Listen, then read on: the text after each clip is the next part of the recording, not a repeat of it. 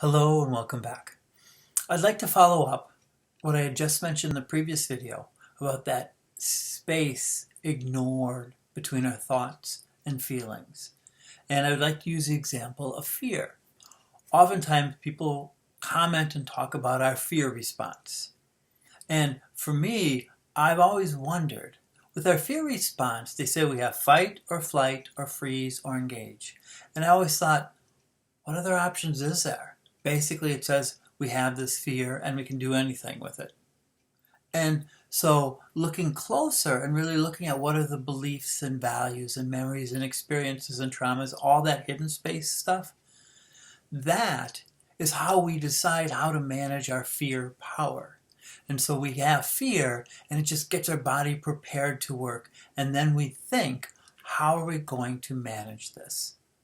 And so one of the ways I've presented this is if you look at here, visual here, which shows that the center is emotions, and that's what the power is.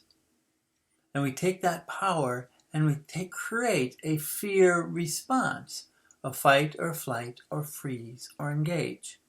So I'm going to move it closer so you can kind of see where our emotions are there. Then we have a physiological response, and environmental response, a relationship response, a subconscious or conscious response, and it changes. And we have pretty much any option you can think of. So if you think of our fear response as two things happening almost at the same time. One is our body is creating incredible power with adrenaline and increased heart rate and energy muscle, blood flow, just the fear power response. Our body gets ready. And then we decide what we're going to do with that power. And one of the things that I think of is when I think of our engagement process. When we pretty much understand fight, we're going to fight against what's there. Flight, we're going to run away. Freeze, we're not going to do anything. But with engage, we're actually taking our fear power and very actively engaging in trying to create a fearful situation in which to create that power, and we will manage it. The best way to think about this is adrenaline junkies and extreme sports. Imagine that you're hanging from a cliff, 100 feet above the ground. You have two holds and you're just hanging there. And it's taken you 2 hours to get there. If you fall, you die.